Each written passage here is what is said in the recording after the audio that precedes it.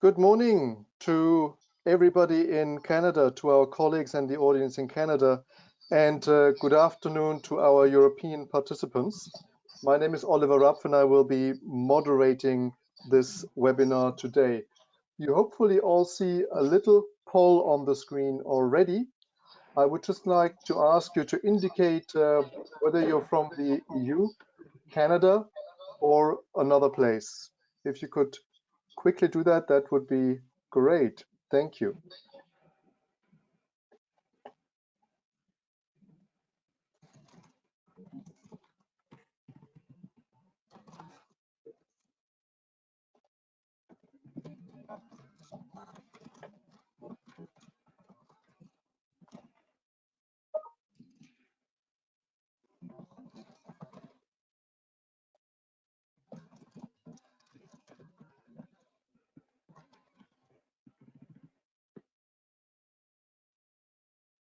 So hello, everybody. We still have a lot of attendees joining. We're just waiting until the virtual room is really full. We have over 300 registrations in total. And this will take a few minutes for everybody to join. We're currently at 116, 117. So let's see how this is developing, and then we will start in a moment. To my colleagues in the background, I think you have your microphone on because I hear an echo and I see that you're not on mute. Thank you, that's much better.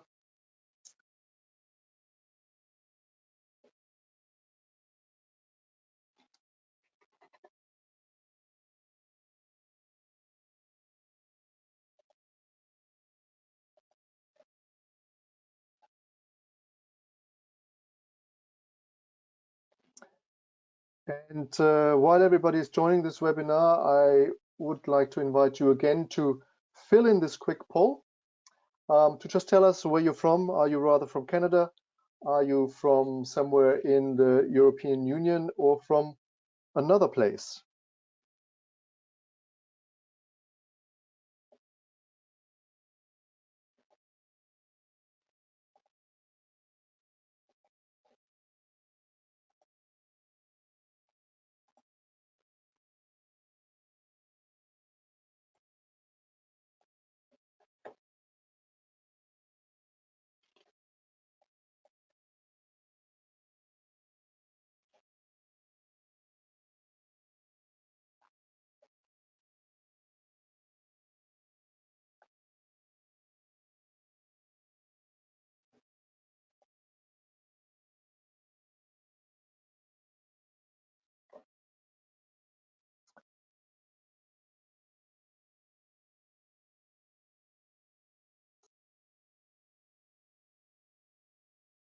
So again, good morning and good afternoon to everybody joining us for this webinar, in which we will have speakers from NRCan, which is the acronym for Natural Resources Canada, essentially the ministry which is in charge of any energy topics in Canada. We will have speakers from DG Energy, the European counterpart in terms of energy policy of the European Commission. We will have a speaker from the EU representation to Canada, and we will have a speaker from the European Investment Bank. My name is Oliver Rapf. I'm the Executive Director of BPIE, the Buildings Performance Institute Europe, and I will be your host and moderator for today. And I just saw the results where the attendees are coming from. It looks like we have a clear majority of attendees for today from Canada, which is fantastic, almost 3/4 coming from Canada, 25% from the EU and 5% from other places.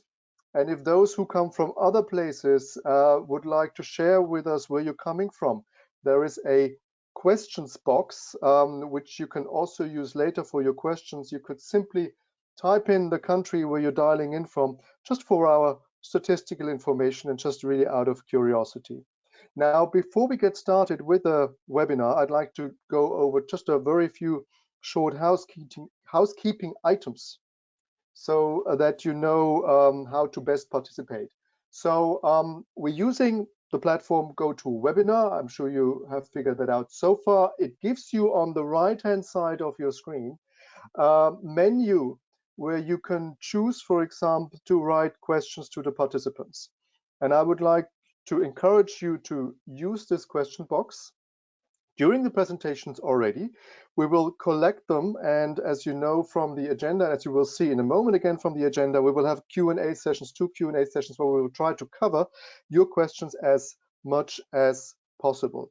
Now, please note that when you don't use this attendee control panel, it will automatically collapse, it will close, and in order to open it again, you should just click on the small words view on top of it so that you get access again to the box where you can ask your questions. And then as a second point here, you see another screenshot. Normally you choose to join the conference through your computer system, voice over internet with a microphone and speakers, but there is also, of course, the option to use a telephone connection, and there will be local numbers available in the help box on that. We are automatically muting you to make sure that the sound quality is good, so you will not have an opportunity to ask your questions orally. That's why we would really like to encourage you to put them into the question box. Another thing I would like to point to, which you now don't see on the screen, in this same control bar on the right hand side normally, you see an option which is called handouts. There you can already now download all the presentations which we're going to show in this webinar for you to follow in parallel or to save later. But we will also email this link to you again in an email tomorrow after the webinar, and we will share the participants list with those of you who have asked for it, but we will share only really the name and the affiliation, that is the organization from which you're coming from. We're certainly not going to share any contact information. So I hope this is all clear. I also would like to alert you to the fact that this webinar is being recorded, and that means we're going to make the recording available as well. So you will be able to share it with colleagues or to look at it again, to watch it again. With that, I would like to get us already to the agenda, just to give you a very quick overview of the agenda. We're starting with a presentation from the EU delegation to Ottawa.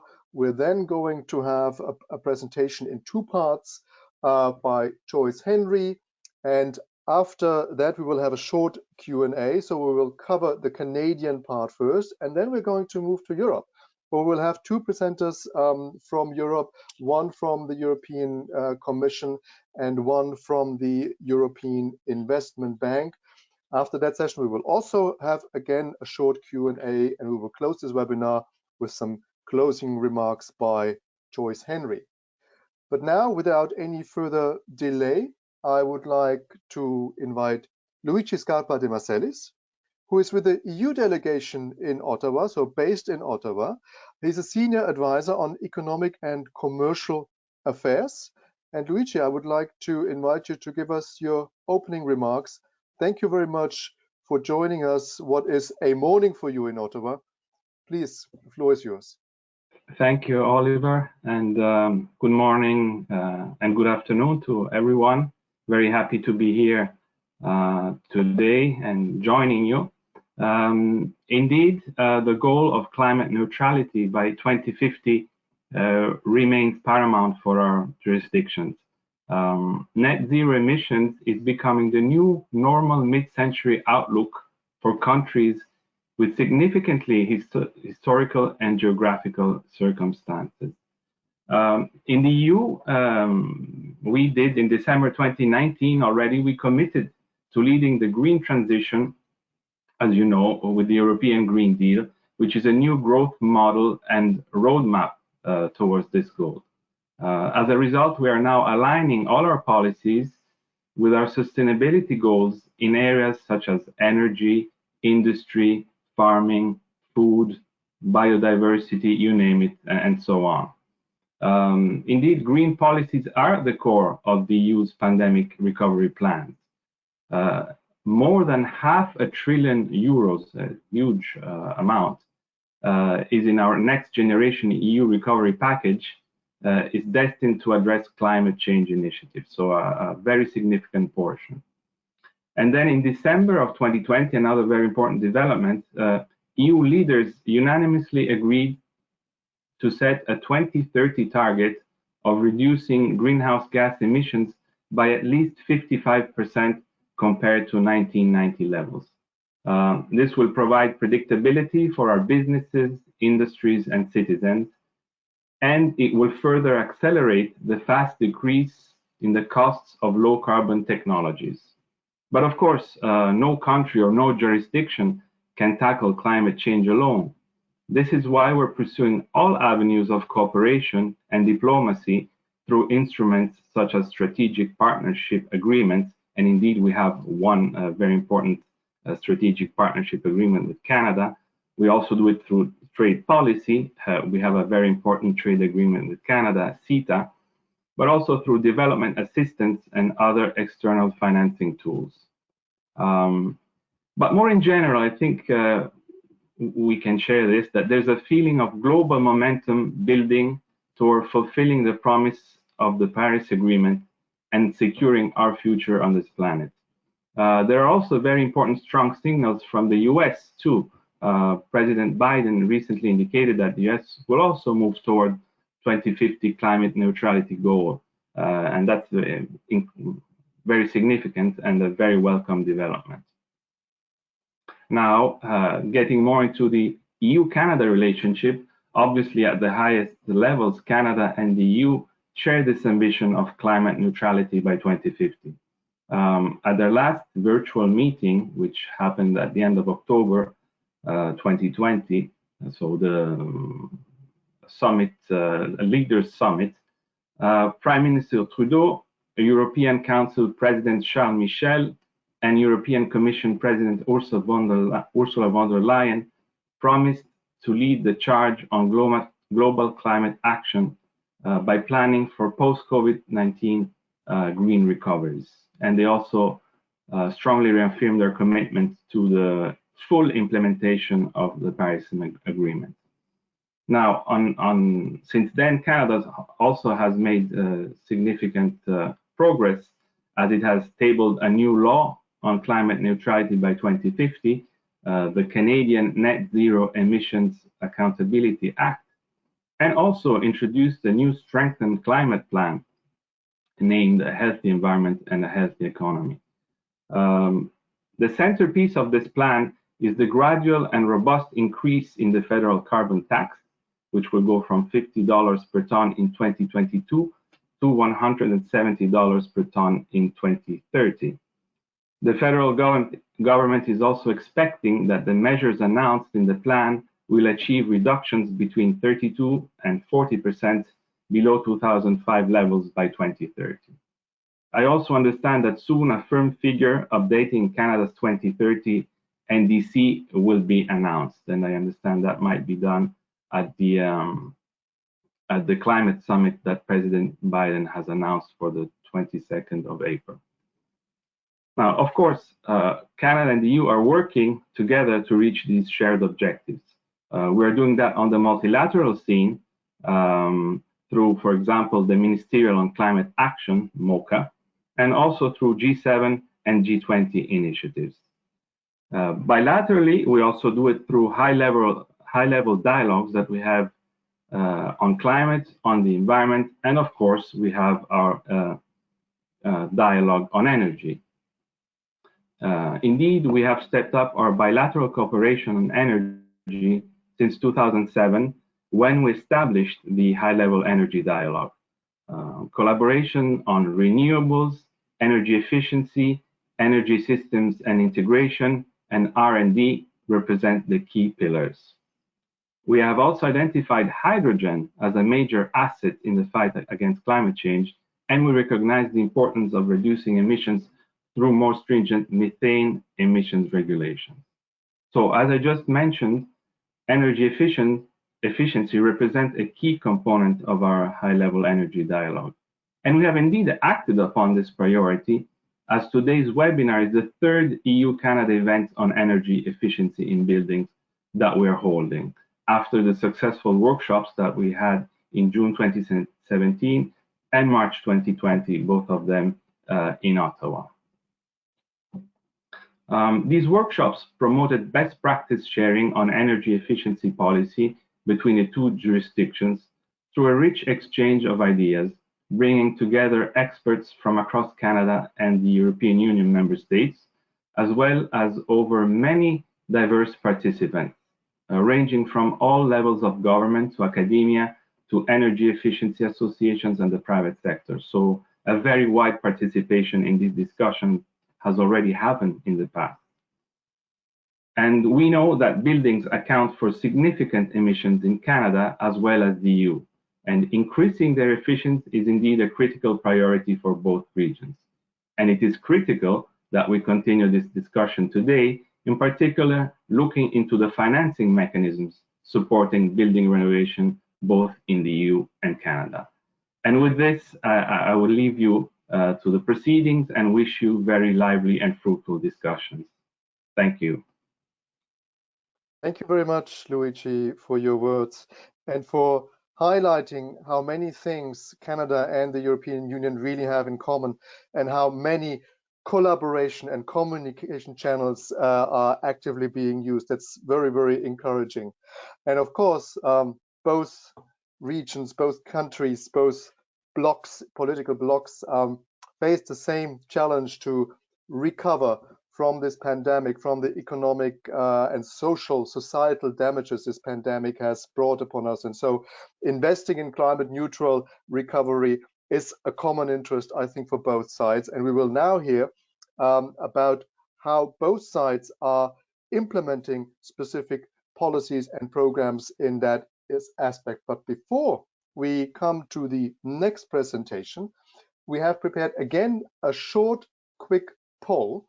And the question is a very simple one.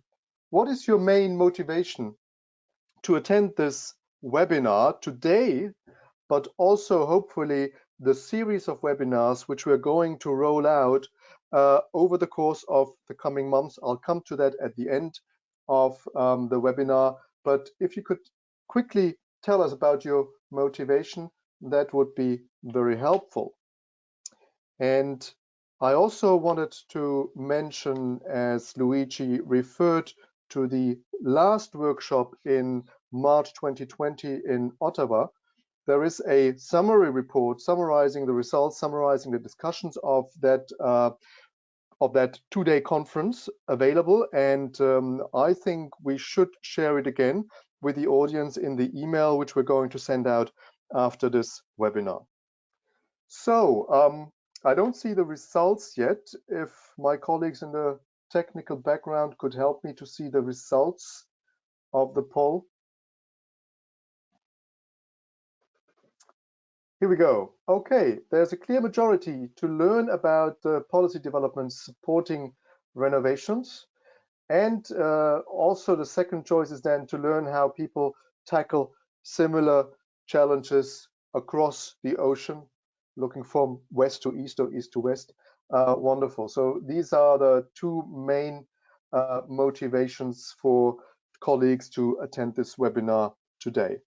So without further delay, I would then like to invite our next speaker, who's Joyce Henry, who is Director General at the Office of Energy Efficiency at Natural Resources Canada.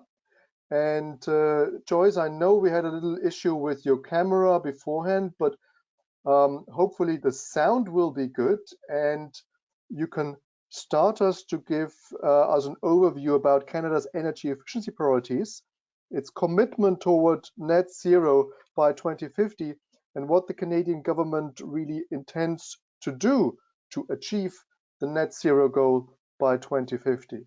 So Joyce, welcome from my side. Great to have you today. Please go ahead. The floor is yours. Okay, well, thank you very much, Olivier, for opening up our joint webinar series and introducing our topic today, but also me. I'm not sure if you can see me. I have tried to turn on my camera again, but I'm not sure it's working. So hopefully you can hear me okay. The sound is very good. Unfortunately, we can't see you, but the sound is perfect. Thank you. Okay, great. Well, you can see my presentation at least, so that's the most important thing. So yeah, good afternoon and good morning, everyone. Olivier, thanks again, and thank you, Luigi, as well, for providing some context on the broader energy dialogue between Europe and Canada. And the very fruitful collaborations we've had to date on energy efficiency in buildings in particular. So we're obviously very pleased that the collaboration continues to grow and that we can continue this exchange virtually. It does seem like a really long time ago since we all got together in Ottawa at this time last year. Certainly very changed circumstances. But one advantage of the virtual format is that we can really engage with more participants. And I understand that we do have a large and diverse audience today. So thanks to everyone for joining us. I'm really pleased to be part of this first webinar in the series to share on the importance of energy efficiency in Canada's climate and economic strategy. And while our energy efficiency actions span all sectors, I'm going to focus mainly on our building sector today and some of the new federal investment mechanisms that we're looking at to boost large-scale building retrofits. So in Canada, we're still at the early stages in terms of pandemic recovery investments, but we already know that energy efficiency is going to play a really important role in that recovery. And many of the initiatives that I'm going to talk about today are still in the making, really, and near to being launched, but not yet actually launched. So it's a really timely event that we're having today. I do also want to mention, with respect to the Office of Energy Efficiency and our mandate within both Natural Resources Canada and more broadly within the Government of Canada, we're really the policy and program lead for the Government of Canada on energy efficiency. But as energy efficiency has, become more central to climate solutions and seen as more central to climate solutions, I also want to just stress what a cross-government approach Canada is taking. So we've really been embedding energy efficiency across a whole swath of programming, housing programming, and working closely with other departments, including those that serve our Indigenous communities, our Environment Department, Transportation, Infrastructure, including the Canada Infrastructure Bank, who unfortunately couldn't join us today. So I'm going to actually cover in this presentation a little bit on what they're doing, and that's in reference, Olivier, to the two presentations you mentioned. So I'm going to wrap that all into one for us before the Q&A session. And then obviously research. We work really closely with the National Research Council and other research bodies, including within Natural Resources Canada, on energy efficiency and other energy related matters and research and technology around those. So I'm also going to just provide a little bit of context on our energy efficiency progress in Canada, both in terms of challenges and then some building sector trends. And so with that, I'll go to slide 2. So as you can see, our efficiency rate is increasing steadily over the past 20 years from technology, policies, programs, and improved consumer and business choices. We've been able to demonstrate how important energy efficiency is as part of Canada's low carbon future. So in 2018, which is our latest national available data, efficiency measures had lowered greenhouse gas emissions by nearly 55 megatons and saved Canadians more than $26 billion in avoided energy costs. And due to energy efficiency progress, we've been able to ensure that our energy use grew at a slower rate than our GDP. So this progress has been achieved really through a very diverse set of initiatives across all sectors and levels of government. At the same time, we know that we can do more and that we need to do more to harvest really our full energy efficiency potential and to reverse the increasing energy use trends that we're seeing in Canada. So on slide 3, you can see that high energy consumption it remains a reality for us. If you had the pleasure of being here in person with us rather than virtually, you'd understand that we're still enjoying a beautiful but somewhat chilly Canadian winter. So today is actually we're on a warming trend this week. But last week it was in the minus 15s, minus 20s, and in the summer we reach above 30s with humidity. So certainly central heating and central air conditioning are factors in our energy use. Climate is vast geography as well relative to our population size, but we're also a really energy rich country. And we enjoy really low energy prices. And these factors combined with our climate and geography can lead us to take energy for granted sometimes. But even with these variables in the mix, isn't the full story. I mean, Canada has significant potential to leverage through energy efficiency.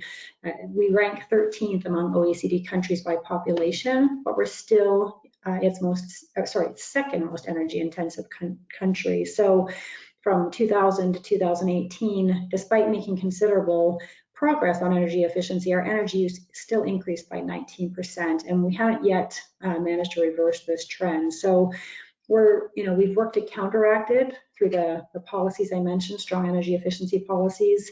That includes regulation of equipment and appliances in homes and buildings, and we also have building codes, which we're strengthening. I'll talk about that a little bit later. But as I noted, energy use continues to increase, and we're part of a larger trend globally with respect to larger homes with fewer people living in them, more devices. I know I have about 3 or 4 here on my desk. I'm sure it's similar for others. And then a growing number of vehicles on the road, as well as a consumer preference towards larger vehicles. So these are all factors. So with that in mind, we've been intensifying our efforts to make energy efficiency improvement across sectors, and our focus will remain on action areas that really contribute to improving both industrial energy efficiency, supporting an increased rate of retrofits in Canadian buildings and homes, as we strive to push forward to both increase competitiveness and growth, but also to meet Canada's 2030 and net zero by 2050 targets. Moving on to slide 4. So I just want to focus a bit on the building sector. So the energy we use to power, heat, and cool our homes and buildings accounts for 18% of Canada's greenhouse gas emissions. That's why action on buildings is such a big part of Canada's climate plan. And we know there's a really big potential opportunity in this space. An IEA report from 2018 on Canada's energy efficiency potential to 2050 found that Canada's building sector has the most potential to deliver reductions in energy demand. 75% of our homes and buildings that are standing today will still be in use 30 years from now. And so we're really looking at how do we spark a massive retrofit of Canada's building stock? We know that's needed. One of the ways that we're looking at this is through increasingly stringent building codes to reduce emissions from new buildings, but also from our existing building stock. I'd also just want to underline that we've worked hard to increase our energy efficiency standards and to inform and incent consumers to ensure that they're using the most energy efficient appliances. This benefits both households and businesses. Economically and environmentally. So, for example, reduced energy demand could result in cumulative household savings of over $1.1 trillion in US dollars by 2050, or the equivalent of 3/4 Canada's gross domestic product in 2016. So this can help both with, spending in other sectors as families save money and spend it elsewhere, but also to help us address energy poverty. So our retrofit rate in Canada right now for buildings is about 1%. Certainly we can do more, but and we're looking to increase the retrofit rate to meet our emission reduction targets, but also to create thousands of sustainable, well-paying jobs in communities across Canada. So, investments in retrofits, high-performance construction, there are both economic and job creation gains, improved well-being for people through building resiliency, comfort where people live and work, as well as emission reductions. And maybe just a note on the jobs component.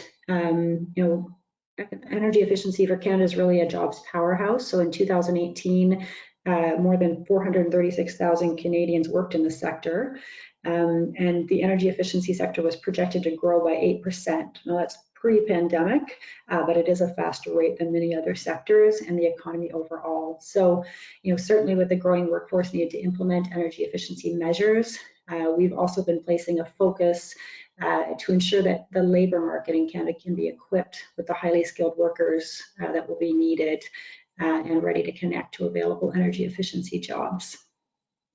So one of the happy coincidences as we look at how to fill these new jobs is how we take steps to attract and retain some of our underrepresented populations to improve outcomes for a broader group of Canadians. And that's really in line with a major government priority to promote an inclusive recovery. So we certainly aren't alone in recognizing the importance of energy efficiency as a means to reduce emissions in buildings. Canada has a very healthy ecosystem of action planned and underway, and we're working really closely with our provincial and territorial governments, with municipal governments, but also with the private and not-for-profit sectors. And I think we'll have an opportunity to explore some of that in the next webinar of this series. So just moving to slide 5, just want to sort of run you through some of the major policy actions and commitments that Canada has with respect to climate action and how energy efficiency fits in that. So the Pan-Canadian Framework, a very important policy document and action plan for Canada, which encompasses actions that cover all sectors of the Canadian economy, and is really our plan to have Canada reach its Paris Agreement targets by 2030. So that was in 2016 that the government put this forward. It was developed in conjunction with provinces and territories and in consultation with Indigenous communities to create a pathway, as I mentioned, to meet our targets, including the target of 30% reduction below 2005 GHG emission levels. And building on this in a little bit of a pun there, in 2017, we launched the Build Smart strategy, again, working with our provincial and territorial partners. And this was really a means for us to operationalize the building pillar of the Pan-Canadian Framework. So, that work is well underway, advancing, and we're monitoring and reporting on progress from that. I'm not sure if I actually mentioned specifically, so it just maybe be helpful for people to understand that in Canada, energy efficiency is really a shared jurisdiction with provinces and territories, and so our collaboration with them is really critical if we're to achieve progress. So I also just wanted to mention that the government established Low Carbon Economy Fund, which was an initiative to support investments in projects that generate clean growth and reduce emissions. And a number of these projects were to support energy efficiency efforts in buildings and industrial operations, but also in other sectors like renewables and low carbon transportation. And then in 2019, the government really sought to give a boost to our municipalities' work on climate action and focused through energy efficiency measures. So Canada provided almost $1 billion to the Federation of Canadian Municipalities Endowment. So the government had endowed this previously, but so this was a top-up to what's called the Green Municipal Fund. But really the funding basically provides both capacity building and funds for communities so that they can address building retrofits in particular, but also in some cases to set up innovative financing mechanisms like PACE programs. Also in 2019, Canada introduced its pollution pricing system, with some of the proceeds of that going to energy efficiency measures. Then in 2020, the Canada Infrastructure Bank announced a $2 billion investment for energy efficiency building retrofits as part of a larger $10 billion infrastructure plan to grow the economy and create jobs. And I'll go a bit deeper into that later in the presentation. And then in December, Canada also released its Strength and Climate Plan for a Healthy Environment and Healthy Economy. So this is the federal plan to build on our existing climate efforts with dozens of new measures, including many that are aimed at improving energy efficiency. And Canada's pledged to the Canadian Net Zero Emissions Accountability Act as well. So this act is introduced in our Parliament and will set emission reduction targets for milestones at 5-year intervals for the years 2030 forward to 2045. So I think, just this real sense here that of how fundamental energy efficiency is as we build a comprehensive and multi-faceted approach to transition to a cleaner, low carbon and more competitive economy. So, there's carbon pricing, there's the net zero legislation, there's targets for electric vehicles, are working to decarbonize the industry sector, and then, really tackling energy efficiency in homes and buildings. So I'm just moving on to slide 6. Just want to do a little bit of a deeper dive here into the Strength and Climate Plan that was released in December by the government. Certainly, like other countries, we've been facing really unprecedented challenges in relation to the pandemic. So we've been fighting the pandemic, providing citizens and businesses income support, but at the same time, really looking at how we can foster a green recovery and build back better. So during the first lockdown, we took the opportunity to look at how we could work with stakeholders to upskill and expand our energy efficiency workforce. So we invested in skills training and help some organizations to pivot to online training so that Canadians who were in lockdown could continue to work on their skills towards new employment in the energy retrofit industry. And then last fall, as I announced, the government, last fall, as I mentioned, the government announced its new plan to accelerate progress. And this builds on the Pan-Canadian framework, and it has 64 new measures, and it's supported by an initial $15 billion in investments.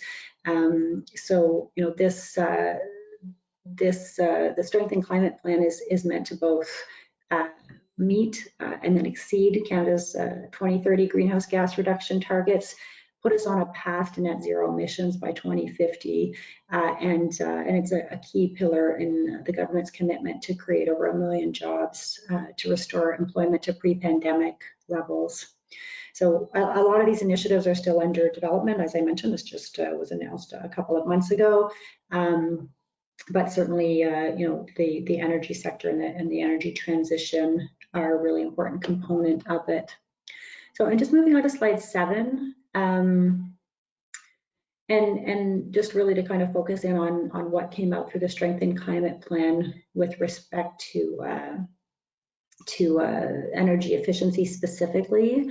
So it's really kind of 7 key measures there, and that includes some in our department in Natural Resources Canada. So the plan is really designed to reduce GHG emissions in the building sector, so by 21 megatons by 2030, to create skilled jobs, to drive domestic green supply chains and innovation, to cut energy bills and reduce energy poverty, and to improve Canadians' well-being through increased housing and building resiliency and comfort.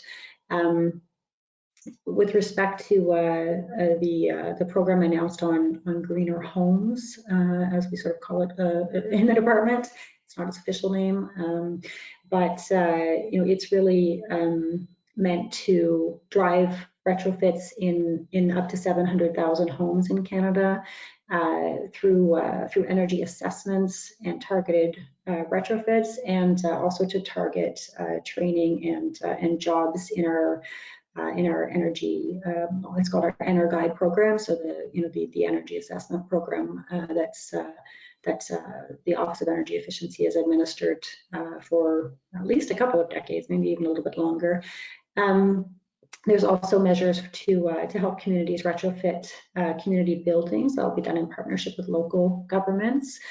And there are other kind of key policy pieces that we've been working on, including a market transformation roadmap to drive demand for high efficiency space and water heating equipment and windows.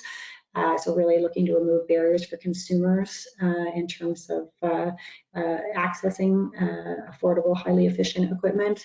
Also to really promote a low emissions building materials supply chain and to really prepare Canadians for new high performance building codes and labeling of energy use in homes and buildings.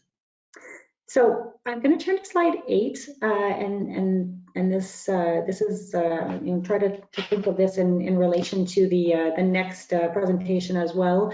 As I mentioned, the Infrastructure Bank unfortunately couldn't join us this morning, so I just kind of weaved this into our presentation. But I just want to kind of highlight the Canadian Infrastructure Bank's growth plan. There's certainly a focus on increasing infrastructure investments in priority sectors to strengthen our economic growth, but also to accelerate Canada's transition to the low carbon economy. And you can see the key areas that this focus on for the Canadian Infrastructure Bank. So it's really designed to work with private and public sector real estate owners to modernize and improve the energy efficiency of existing buildings and to help to finance the capital costs of retrofits using savings from efficiencies and operating costs as a repayment source. And so that's really, when you look at the sort of green infrastructure piece on the $2 billion for energy efficient building retrofits in the slide. As I mentioned, that's part of a larger plan, but that's really their focus on sparking large building retrofits, and we really appreciate the CIB moving into the space. We think this will make a big difference to finally have that financing available. So just on slide 9, the Infrastructure Bank offers advisory services to help building owners identify the best financing approach for their context.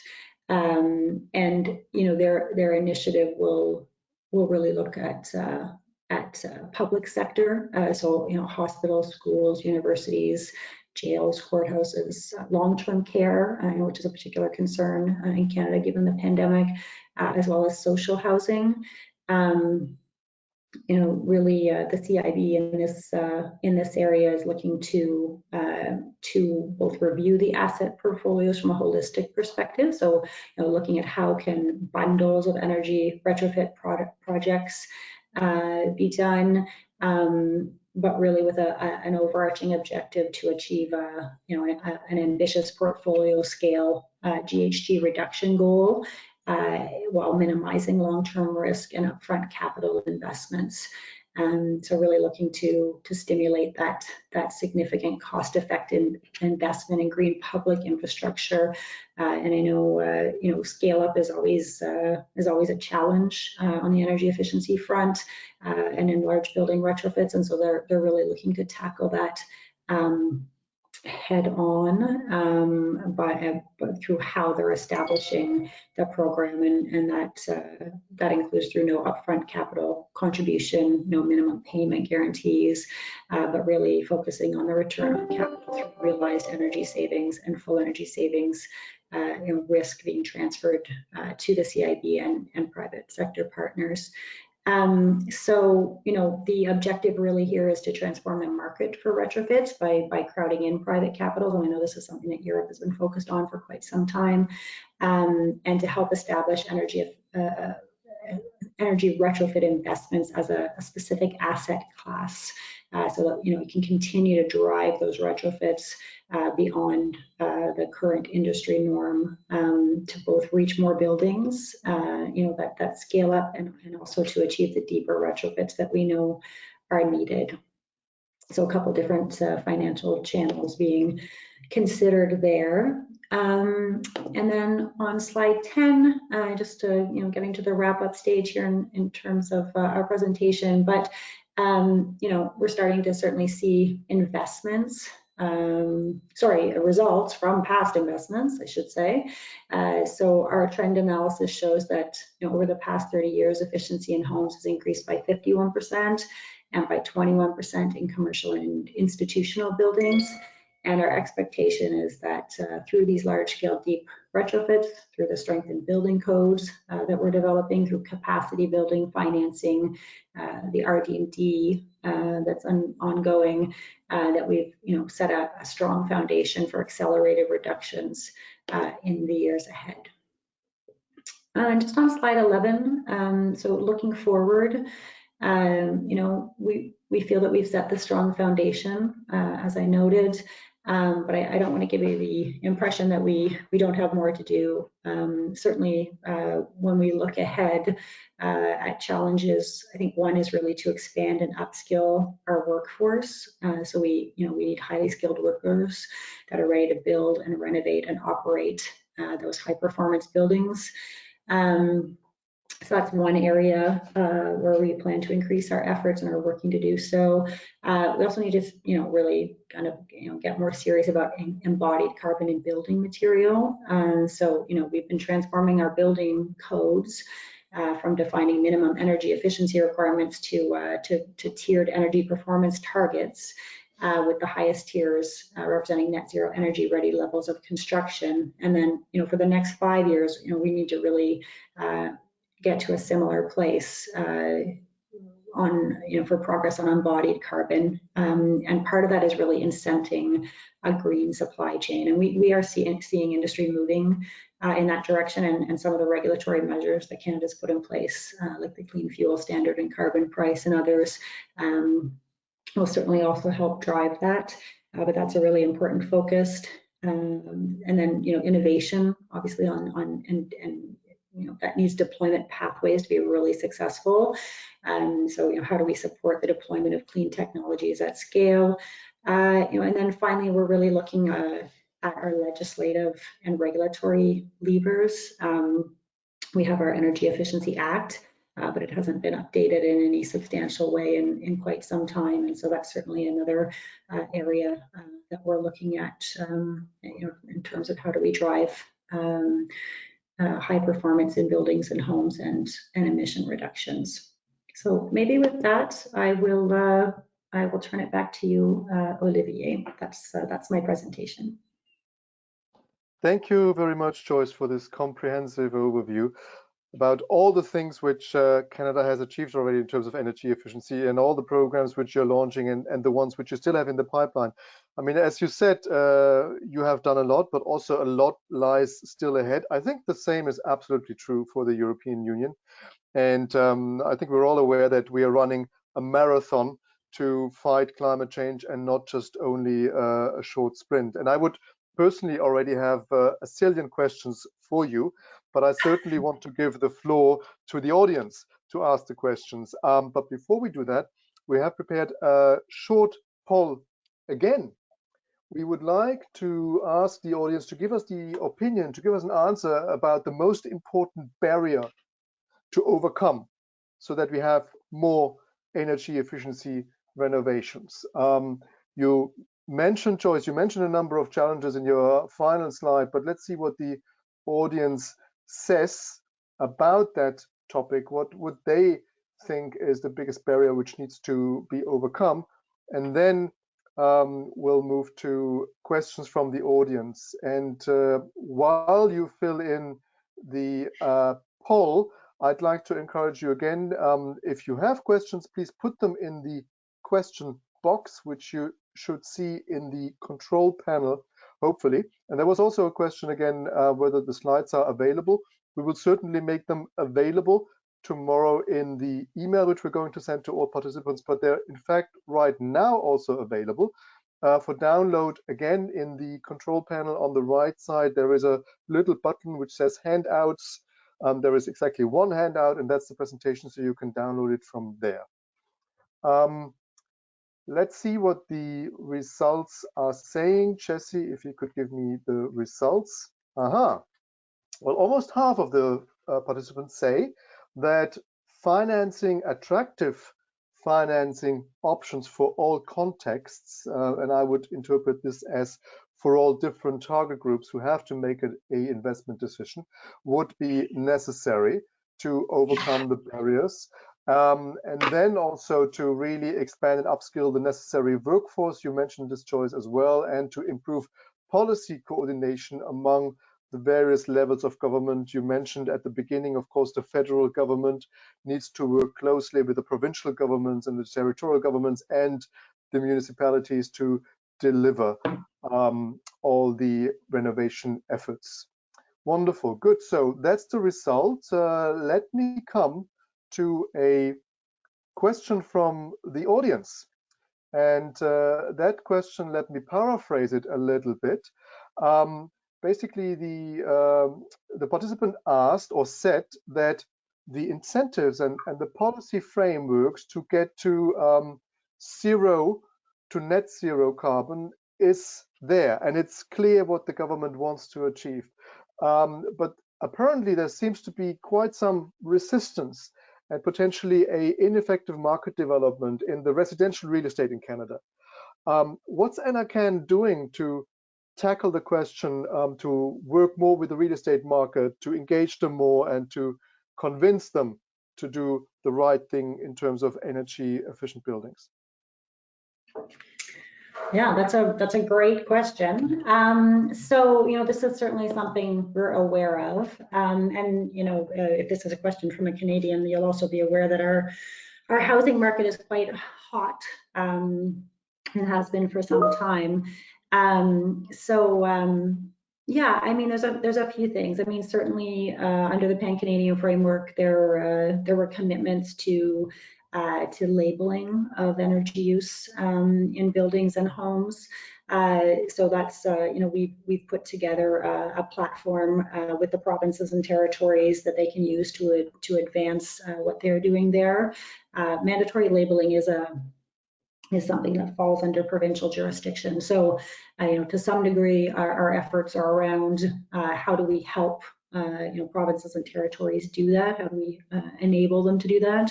And I think, what you've noted with respect to the real estate sector is a really important point.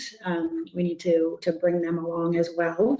I don't have anything I can really share publicly in terms of specific new areas that we're working on with them yet. But in the past, we have worked with the Real Estate Association in Canada to put out some materials to kind of break down, what it means to measure that energy use.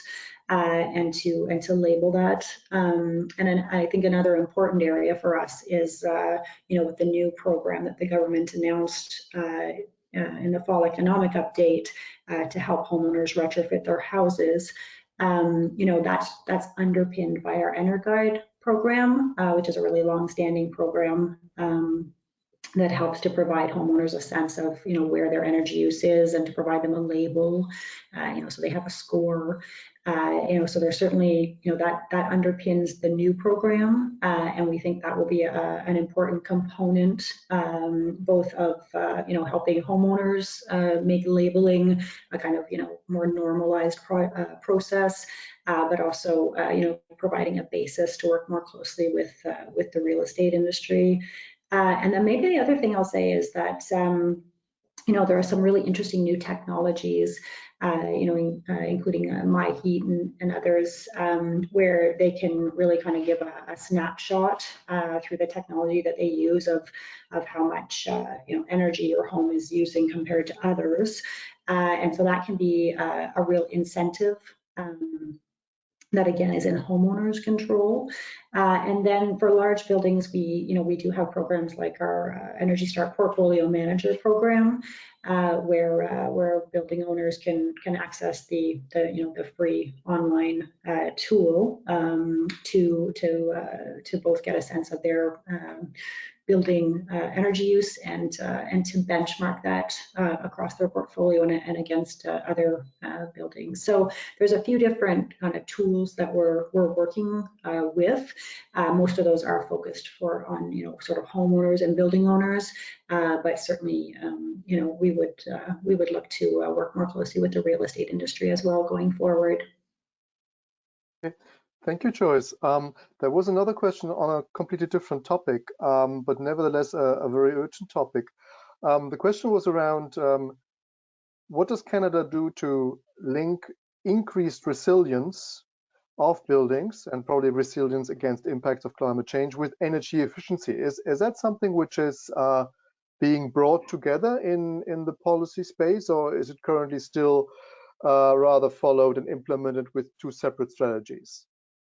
Yeah, no, these linkages are being made. I think resiliency is really important, and our minister's mandate letter actually mentions energy efficient and resilient homes, and how that is a key piece of what the government's trying to achieve. So certainly resiliency is something that's on our mind, and we have had discussions both with the Insurance Bureau and others who are quite expert in this space, both about what their research demonstrates can be useful measures, but also just what information we might be able to provide homeowners kind of more proactively and in partnership with the Insurance Bureau and others. There are often really strong linkages that can incent homeowners through insurance policies or through municipal programs, and so that's really both part of our kind of using our federal convening function to kind of make those linkages between different orders of government, and to help homeowners be able to access all the measures that exist for them, both in the resiliency and the energy efficiency space. But more specifically, we are looking at kind of how resiliency and energy efficiency go together in the new homeowner retrofit program as well. And those program details aren't finalized, but I can certainly say that resiliency is certainly a consideration for us, in particular where that meets energy efficiency. Mm-hmm. Thanks. Now, I know you jumped in, you just substituted for the speaker from the Canadian Investment Bank, but maybe you have the answer.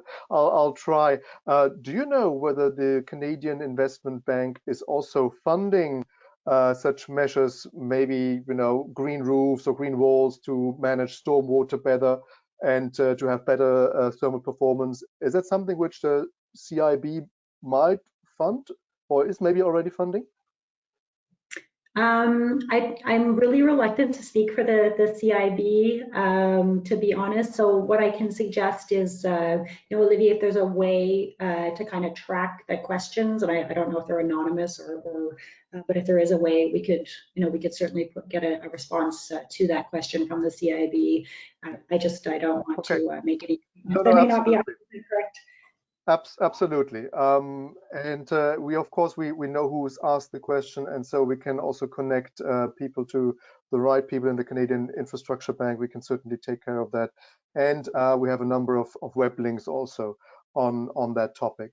A final question to you, Joyce. Are there very specific targets for buildings energy efficiency and for building retrofits, maybe something like a renovation rate or renovation depths set for 2030 and 2050, or is that still in the pipeline?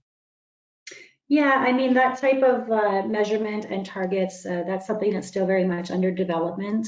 As I noted, the government has put forward, a net zero piece of legislation. It's still, before Parliament, and there'll be 5-year plans stemming out of that.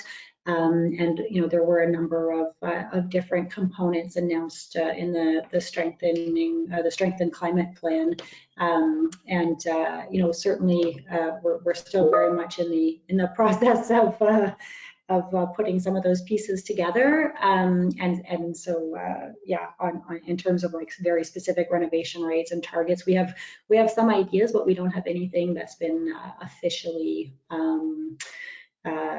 sanctified yet.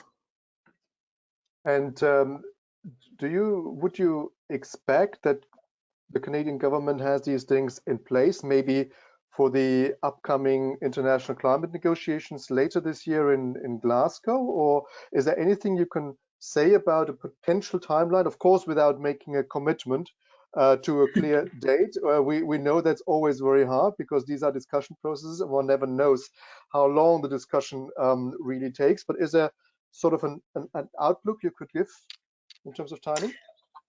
Yeah, well, I mean, I guess what I can say is that, certainly building retrofit rate, I think, is very much on people's minds.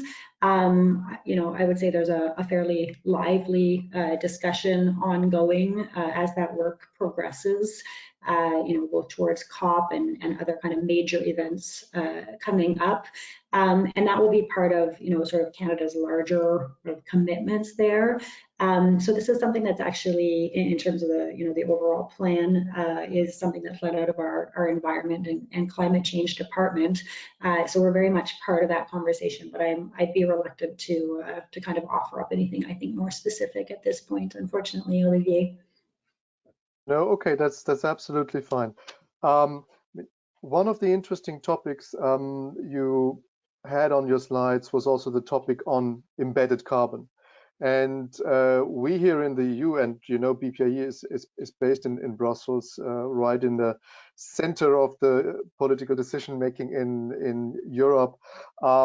We are observing that the European Commission is also addressing that topic, or becoming increasingly aware that one needs to tackle and manage also the embedded carbon or the gray energy. And of course, the widespread tradition in Canada to use wood or wood products for building materials is a real advantage in that respect. Are there any specific programs or initiatives which look at embedded carbon where Europe could maybe learn something from Canada, because it's really very early days in Europe? Mm-hmm. Well, I can certainly tell you kind of some of the focus that I'm aware of in terms of what we're doing on embedded carbon. One is really with respect to data and measurement, and so we have some studies ongoing on this, and that's really to sort of understand where we're at this point, so that we can have a really strong evidence base as we move forward. So that's sort of one component.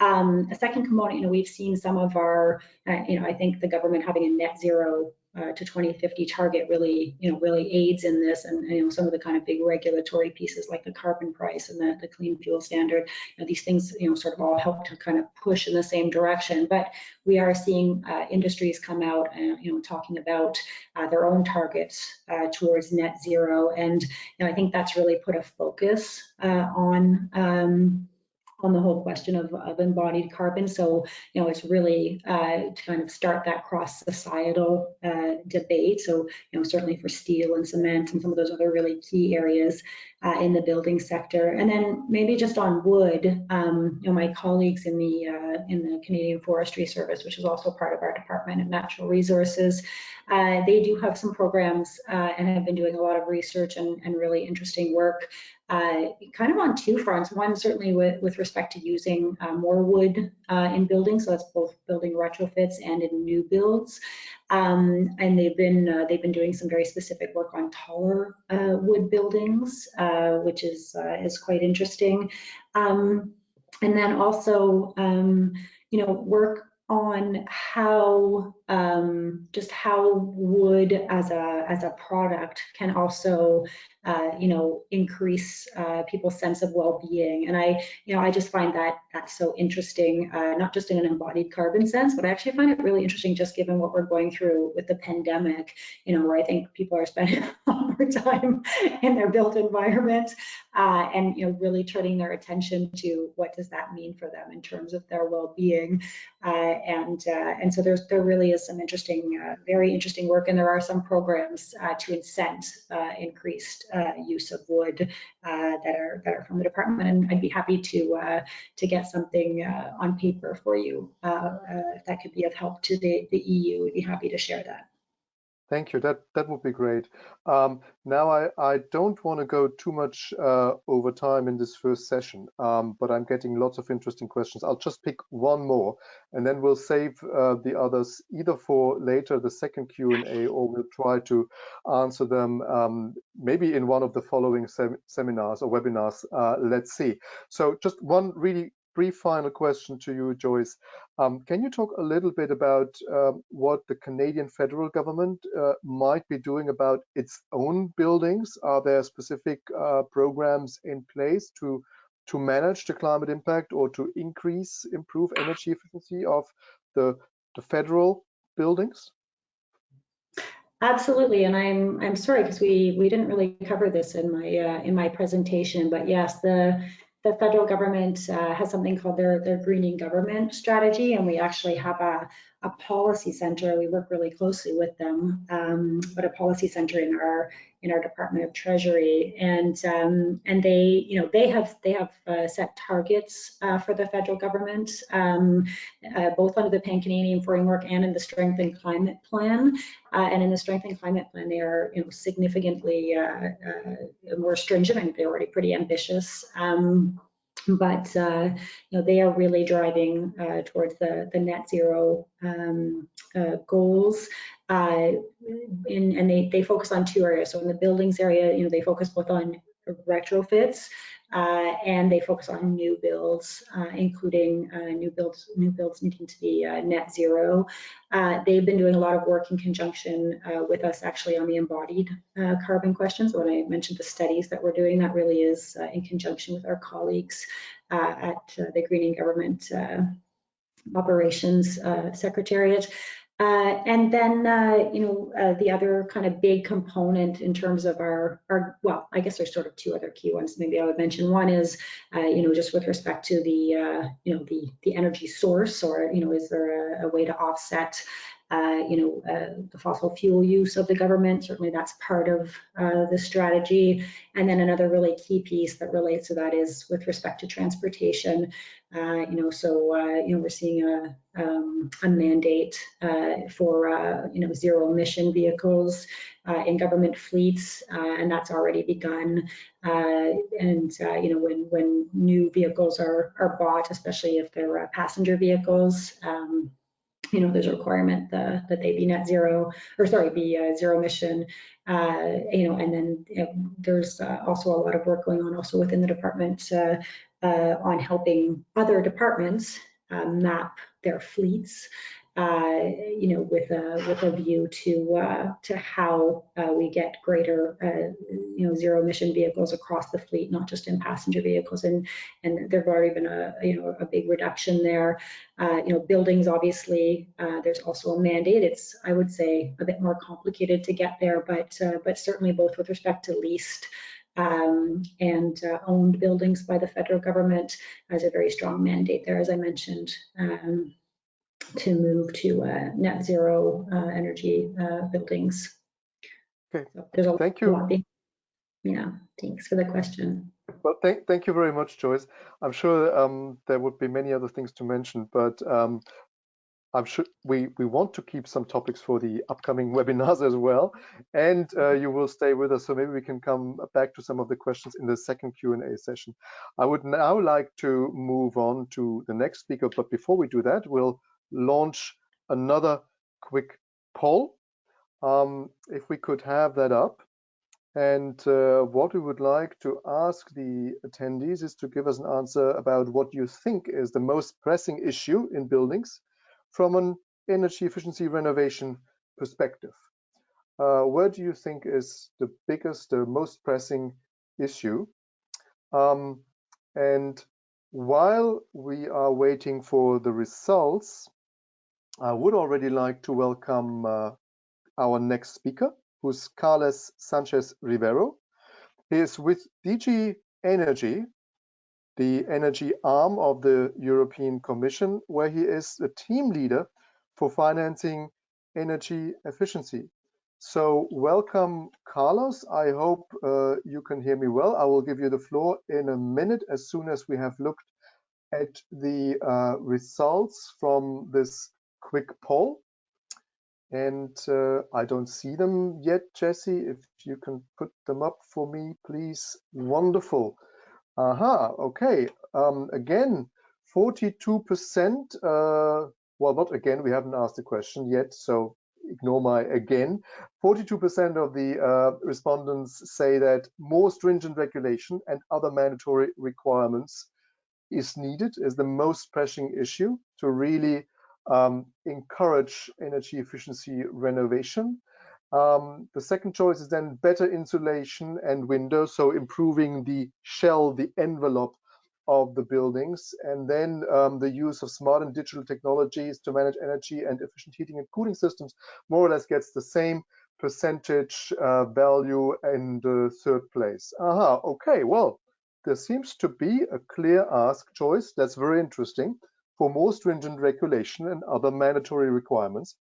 That's a topic we're discussing also in the European Union. There is something in the pipeline, but I don't want to preempt future sessions. Today, we're talking about financing and investment in the climate neutral recovery. So great to have you, Carlos, as a speaker, as the next presenter.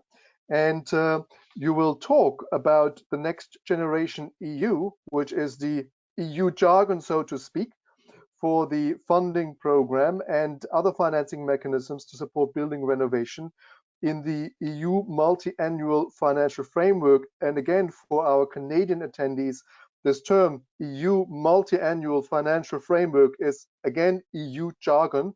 It simply means EU budget for the next 7 years. Very straightforward. Carlos, great to have you. Please, the floor is yours.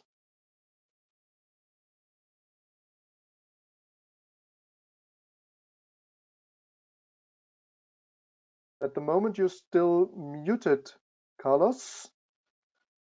There's a little microphone button there on the top, but maybe my colleagues in the background can also unmute you if that's possible. We can see you. So you're on screen. Your presentation is also up. And now? No, you're still on mute, unfortunately. I see that your microphone is green, but something seems to be still on mute.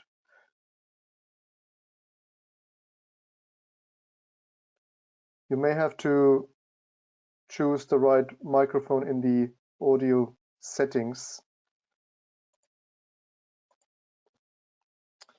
Let's hope that works. In a moment. No, can't hear you. Cannot hear you yet. What we could try, Carlos, is that you use simply your computer microphone. If you simply unplug your headset, and maybe hopefully this goes automatically to the computer. Okay. No, still not working. Unfortunately, still not working.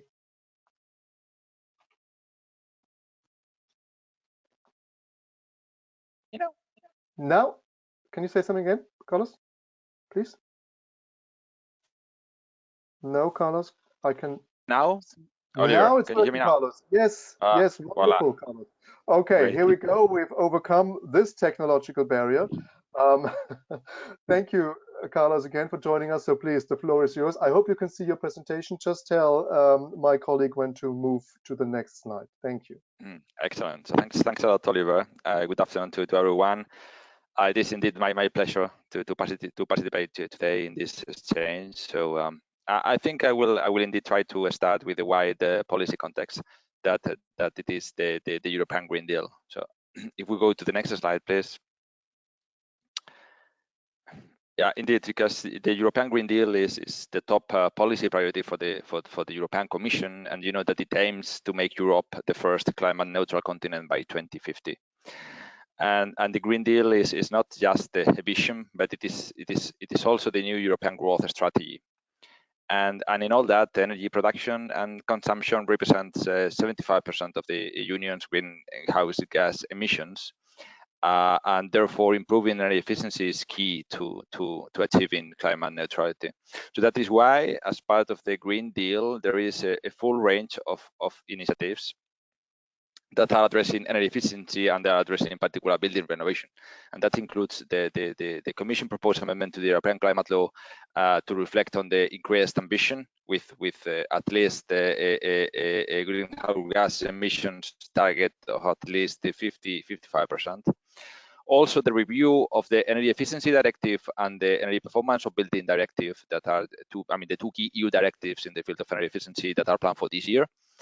The guidance on the implementation of the energy efficiency first principle and also the renovation wave strategy that was adopted last October, and that's because buildings are key for the climate transition. So go to the next slide, please. Here we are trying to put in some figures and trying to illustrate the importance of the building sector in Europe and how this is really very important for the climate transition. And this is explained by first saying that buildings are responsible for 40% of the total energy consumption in the EU. Second, that at the same time account for 36% of the carbon emissions. Third important figure at that more than 85% of the building stock was built before 2001, so it is already in all the building stock. Also between 85% and 95% of the buildings that exist today will be still standing by 2050. So indeed, the need to act on the building stock. And finally, also to illustrate what it is really the investment need in order to achieve the 2030 target of with enhanced ambition of the 55% reduction. It is estimated that 275 billion of annual investments are needed for that. So it's really, I would say, an unprecedented challenge. So go to the next slide. So I think because of all that, the Commission launched the renovation wave, and so the renovation wave communication has really very ambitious objectives. It contained a strategy to break down the existing barriers to building renovation, but that's together with a detailed action plan that has to be implemented in the next months and years.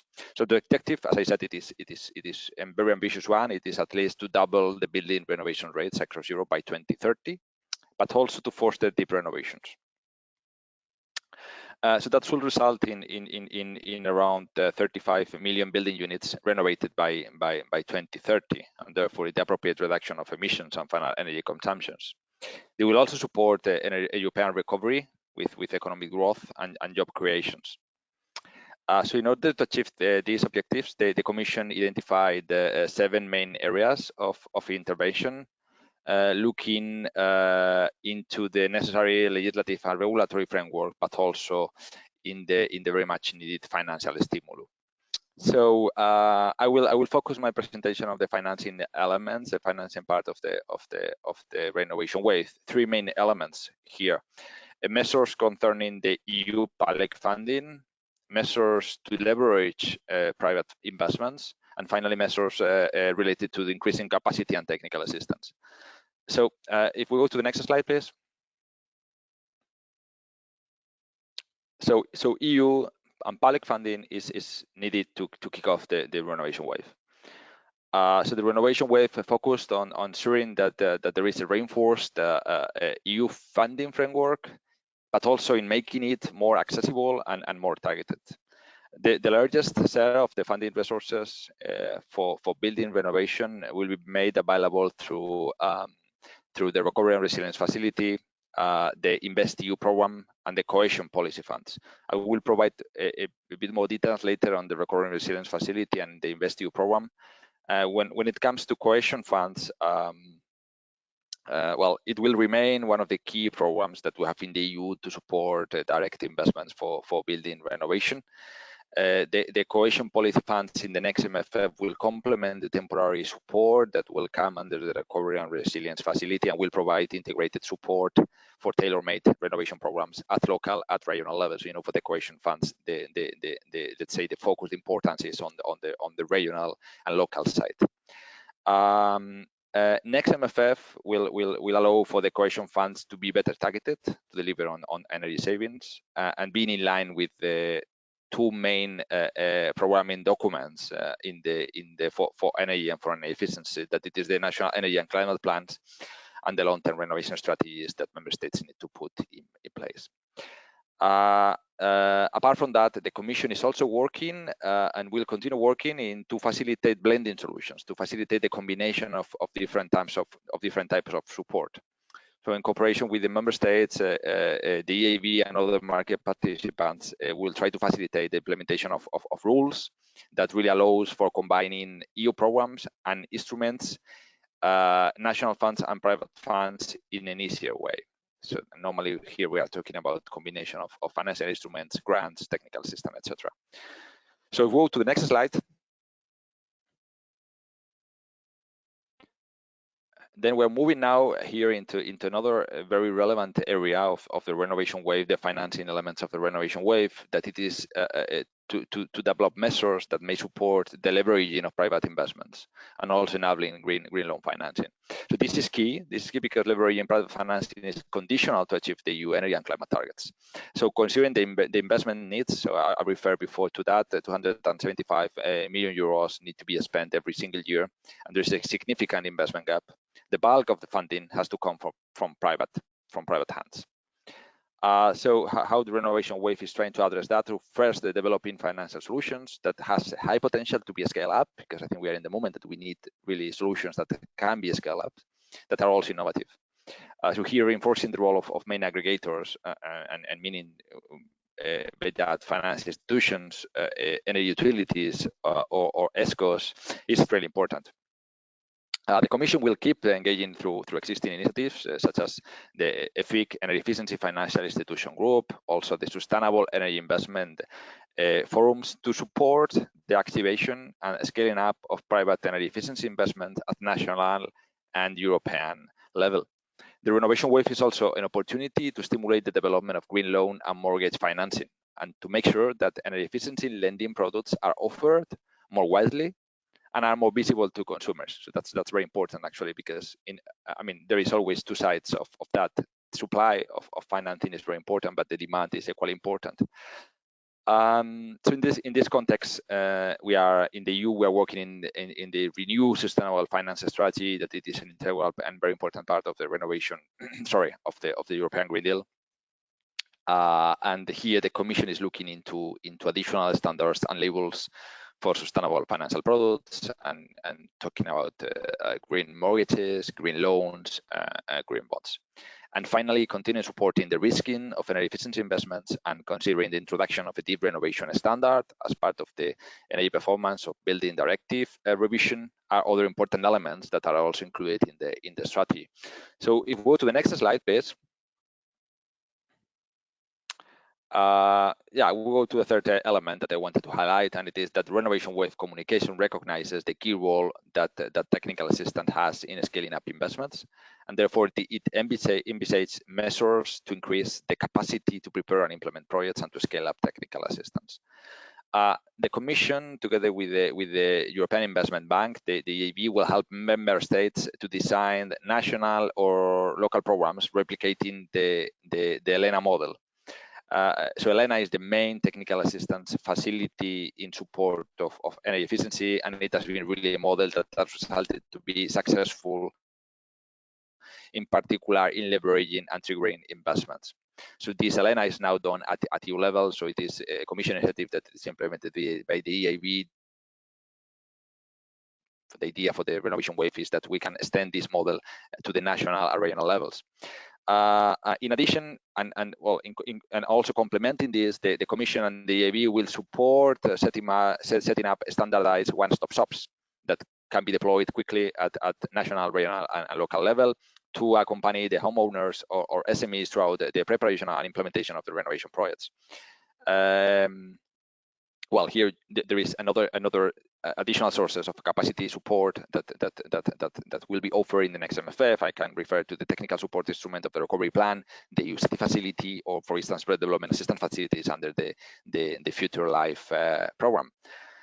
So if we go to the next slide, please. So in order to achieve the objectives of the European Green Deal and the renovation wave, the next multi-annual financial framework, I think Oliver make it indeed a very straightforward explanation. What does it mean? That means basically the budget for the next 7 years. In the EU, we are agreeing on the budget per period of 7 years, and now it is coming the new one that will cover 21-27. So this, together with the next generation EU, that it is the EU recovery plan. This is really a unique opportunity to scale up investments in the field of energy efficiency and in the field of building renovation, because out of the total 1,800 billion euro package that has been agreed by the EU, 30% of these resources, that represent around 550 billion euros, has been in market for climate actions. So this means, if we compare the resources that are dedicated to climate action in the MFF 21-27, and we compare that with the 14-20 period, that resources have more than double. That's really very important. And in all that, energy efficiency is going to really play a central role in the transition. So I think that's indeed very good news. It's a great challenge to have ahead, but there is also a financing framework in support of that.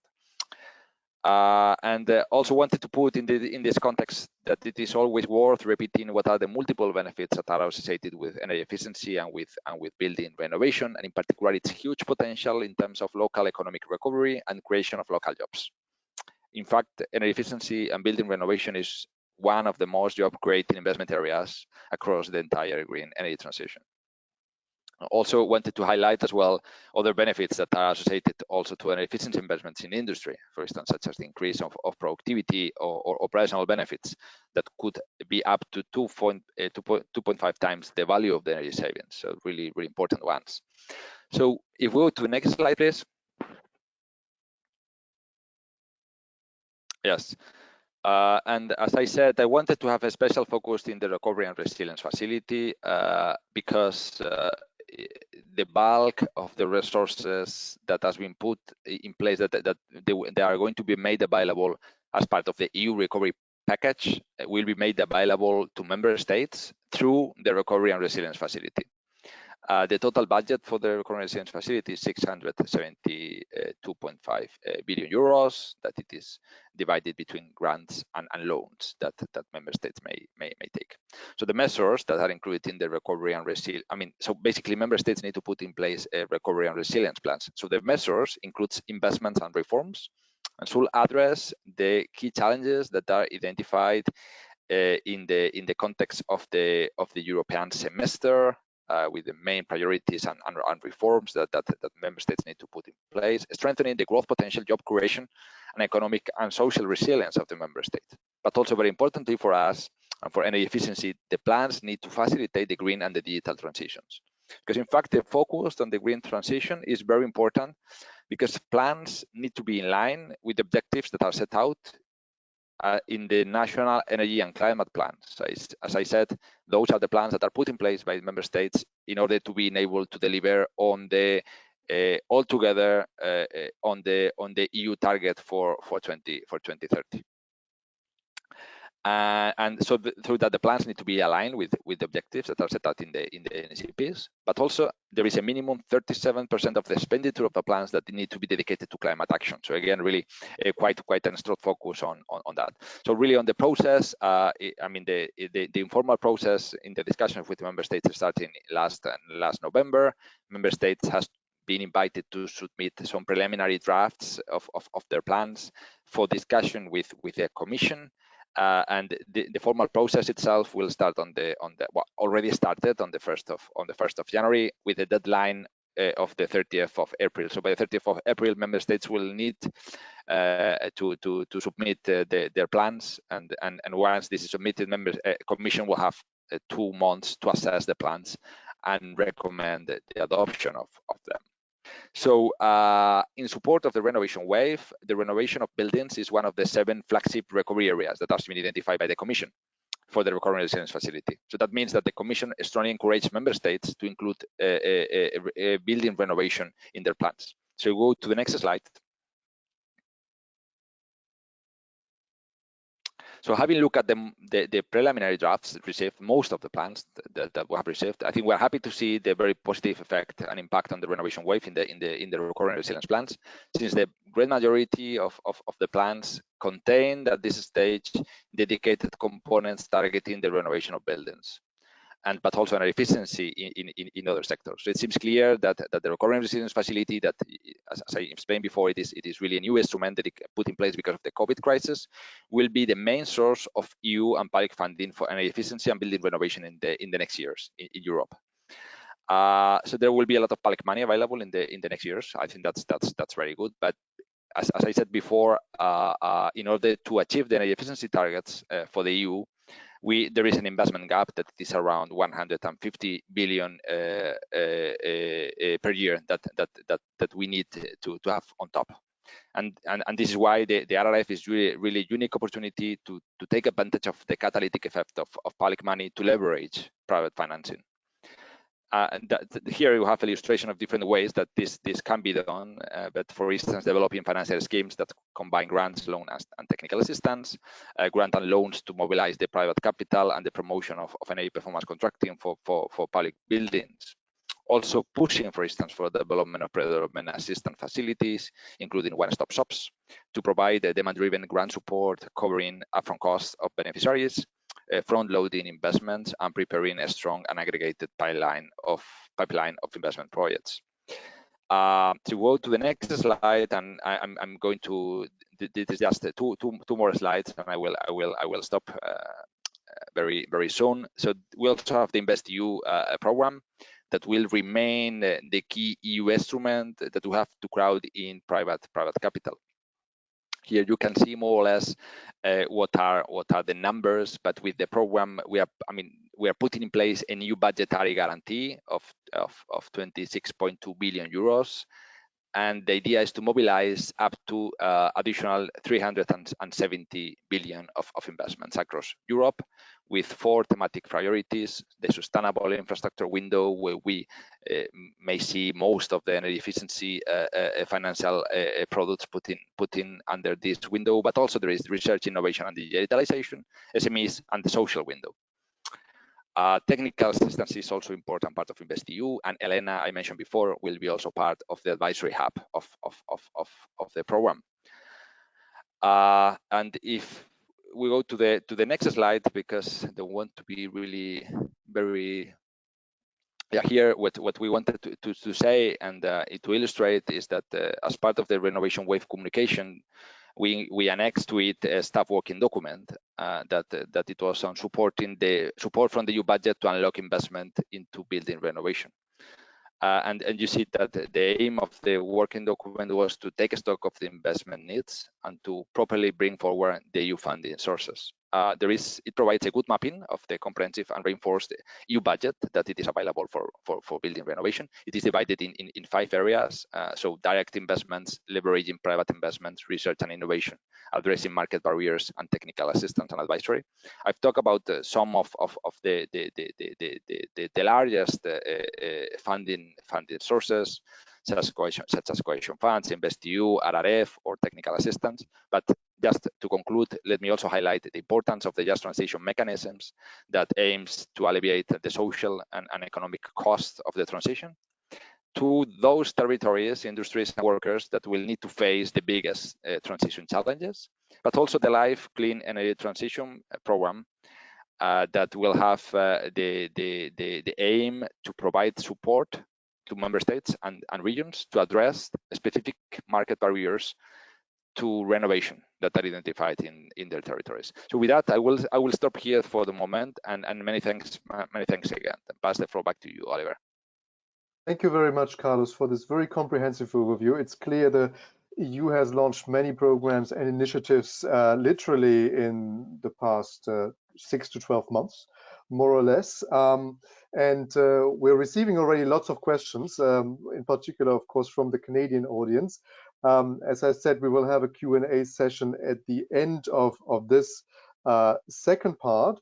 But before we come to the Q&A session, I would like to give the floor to Esther Badiola, who is from the European Investment Bank. And the European Investment Bank has the task to use much of this EU money to channel it into the right places with the right tools, so not an easy task. So Esther, you're a senior mandate manager and a climate action specialist with the European Investment Bank. Could you tell us in a summary overview what the EIB's contribution will be to the renovation wave, which the European Union has launched last October when it was first published? So Esther, welcome, and the floor is yours. Thank you, Oliver. Thank you, and with pleasure, I will try to summarize a little bit the role of the EIB as an additional piece in this policy framework that Carlos has very well explained. For those, maybe next slide, please. For those that don't know the EIB is the world's largest multilateral lender. We lend normally every year between 65 to 70 billion to different policy priorities. So we are similar, I think, from what I heard this morning to the Canadian Infrastructure Bank, in the sense that we have the European Commission setting a little bit the long-term vision and the priority areas. And then for us, we would become the financial partner of the European Commission in trying to implement and mobilize additional funding for the EU policy priorities. We don't invest in the entire economy because we have to make the best use of our public resources. So we focus on 5 main areas: so innovation, environment and climate action, infrastructure, SMEs, and a horizontal priority, which is cohesion in the entire European territory, would be our main focus of action. And we mirror the policies and the priorities of the European Commission, as Carlos has well explained. So already last year, in November 2019, mirroring a little bit the Green Deal, the EIB group, which was already quite significantly contributing to environment and climate action, decided to increase its level of ambition and committed to increase the share of EIB lending every year. Out of this 60 to 70 billion, we are going to lend 50% of that amount to climate action and environmental activities. We also committed to try to mobilize at least 1 trillion in the next decade for climate action again and environmental activities. And this is in addition to the commitment that we have made to align all of our activities. So not only the 50% that I just mentioned for climate action and environmental activities, but the remaining 50% will continue to be aligned with Paris Agreement. So nothing that we do can go against the goals of the Paris Agreement. If I can have the next slide, please. Yeah, so you see here, energy is quite a significant part of our activities because energy is crucial to achieve the sustainable ambition. And it's already the bulk of our lending every year, or a significant part of our lending every year. If I go now to our investments in energy efficiency, you will see that it has increased quite significantly in the last few years. In year 2012, it was about 10%, 12% of what we used to do as lending per year, and now it has increased almost 5 times. But in this path, I have to say that it has not been easy, and energy efficiency continues to be a low priority for business and residential households. So even if we have advanced and even if we have achieved some incremental gains in the last few years, we cannot really take energy efficiency investments for granted. It really requires sustained efforts year after year, as also Carlos has explained, in this myriad of new initiatives that we are trying to increase energy efficiency investments. If I may have next slide, please. Last year also we updated our EIB energy lending policy, and out of the 4 legs of the EIB lending policy, energy efficiency has become one of the main legs. This was November 2019, before COVID strike us and came. So even, as I say, even if it has been very difficult, now possibly it will be even more difficult in the new context of COVID. No, we have to see, because what we are seeing with COVID is that on one hand, the building sector is witnessing a partial shift in energy demand from commercial and business buildings to residential buildings. But on the other side, even if offices remain almost empty, they continue to spend a lot of energy to maintenance on heating and ventilation and conditioning systems or power computing servers. So even though COVID is here and is really shaking the basis of what we have been doing for the last few years, still there is a very solid case for energy efficiency investments. And we really believe that it's an untapped market that makes all the economic sense to pursue. So if I can have the next slide, please. I'm not going to repeat what Carlos has said, because we have the reality that most of the buildings are already built in the European Union, and 40% of the emissions are embedded in the use of the buildings. But as I say, we still are facing a lot of investment barriers, fragmentation at regulatory stage. For example, I am originally from Spain. In Spain, we are structured in different regions, so 17 different regions, and very often all the regulations are set up at regional level, and this makes very difficult for one single promoter to try to push forward energy efficiency investments across Spain, because every single region will have different regulations. So there are still persistent market failures that come with these sub-investment situations that we have. So what are we going to do? We, if I may have the next slide, please. We are also mirroring what the European Commission has proposed. Next slide, please. The previous one, if you want. Or well, it doesn't really matter. What we are going to do is to focus also in the renovation of the building block, the existing building block, in the renovation of big buildings. We will support most of the initiatives, or many of the initiatives that the Commission is putting in place.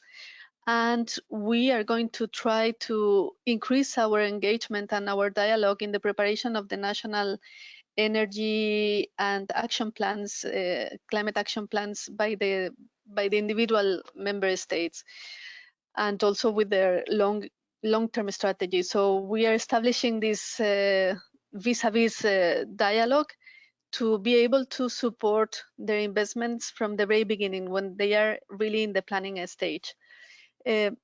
How in practice we are going to support the European initiative for building renovation, the one that Carlos has just mentioned.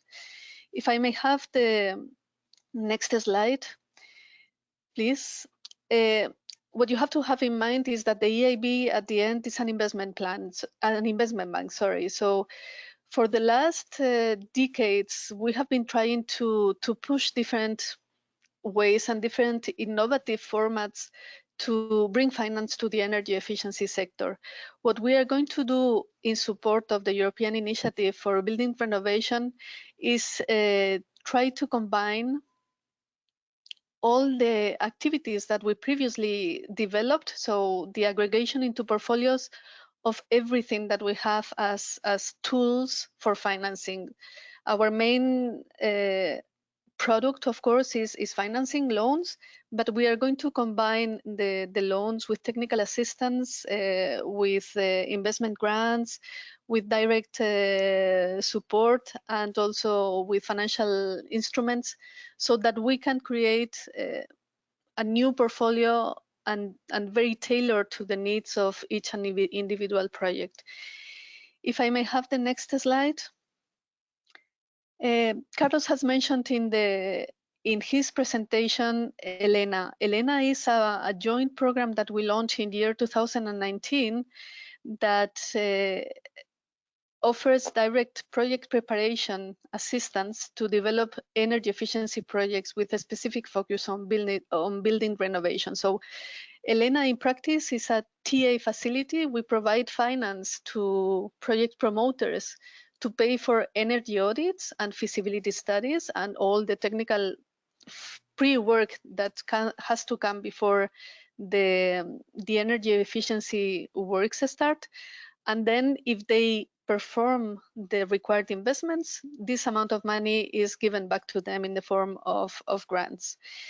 Elena has proved to be, in the years that we have been working with that, has proved to be a very large catalyzer for private investments. Overall, for each euro of Elena grant money that we have proposed, it has mobilized 37 euros of investment. So you see that with very little money for feasibility and the energy audits, you can unlock a significant investments afterwards. If I have next slide, so this is one example of element that we are going to deploy for the European Initiative for Building Renovation. Another element of this initiative will be the use of the structural funds or other EU funds like REACT or the Just Transition Fund to be able to provide directly investment grants in addition to the loans or the financing that the EIB can produce.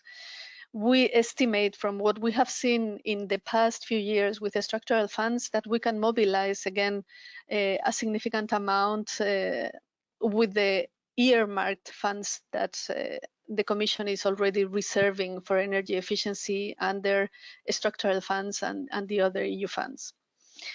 If I may have the next slide, please. Another element that has been mentioned also by Joyce at the beginning is the possibility to have direct technical assistance for the development of individual projects. Here we have been working for the last few years with an initiative called Joint Assistance to Support Projects in the European Regions, JASPERS, and has been managed by the EIB. And here again, we use the allocation of structural funds for each individual member state of the European Union to prepare projects and to provide the support in terms of technical assistance for them to deploy afterwards the investments. Not all the money under JASPERS goes into energy efficiency, but it is a significant fraction that will come in the future. So now, again, we have new proposed envelopes of public resources from the European Commission, such as the Just Transition Fund or the REACT EU or Invest EU, and we will propose to use these funds to complement the lending of the EIB. And finally, in my next slide, what we will offer also is tailored financial products, because once the project is designed and is already formed, not all the projects require a loan. Some of the projects will require a loan plus some blending finance or some additional help in terms of maybe a first loss piece or some kind of additional financial instrument that could help to unlock additional funds. In the past, we have tried a couple of schemes that have worked very, very well, like, for example, the private finance for energy efficiency, which provides not only low-cost EIB loan, but also subsidized expert support and a guarantee risk mitigation mechanism, a first loss piece, designed to reduce the capital consumption of the new loans generated by financial intermediaries. So we would go to the financial intermediary, and currently we have 10 schemes of these PF4E operations in Europe, in the Czech Republic, in Spain, in France, in Belgium, and they are all working. So we would engage with a local bank in the country, and this local bank commits to generate a portfolio of new energy efficiency investments, and we would support them with technical assistance to share this knowledge throughout all the branches of the financial intermediary, and also to help them evaluate the investments that arrive to the bank. And then, apart from this expert advice, they will have a first loss piece in the newly created portfolio. This is one of the schemes. The other one, Smart Finance for Smart Business Buildings, is very similar, and it has proved to be also quite a catalyzer of new investments with the help of local banks. One of the things that is maybe a problem for us is that very often energy efficiency investments are very small and they are scattered, and we need the financial intermediaries, the local financial intermediaries, to build a significant portfolio for us to be able to invest.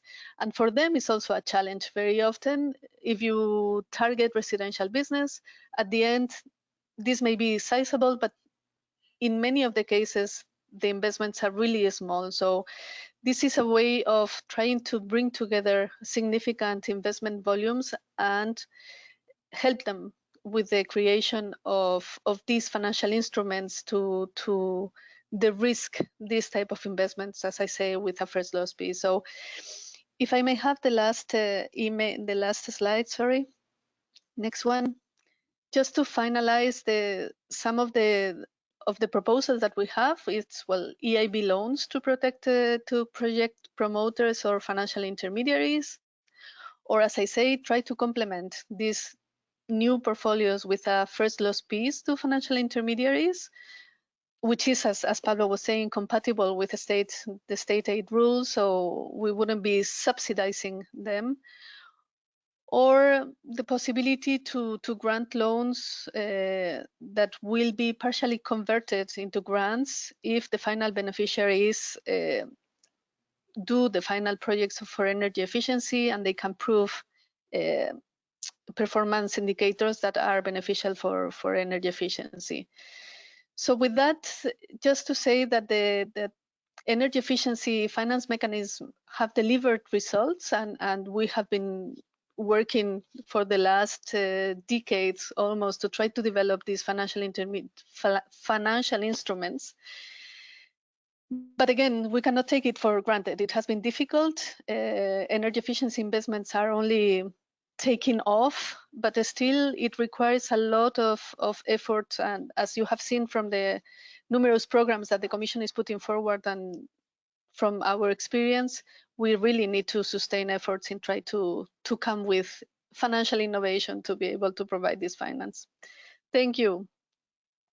Thank you so much, Esther, for this very open words that it's not necessarily easy to trigger investments in energy efficiency, but I was also impressed about the leverage factor you mentioned for some of the programs which the EIB has supported in the past years. Now we're well advanced in time and we have lots of questions, and the reality, unfortunately, will be that we will not be able to cover all of the questions.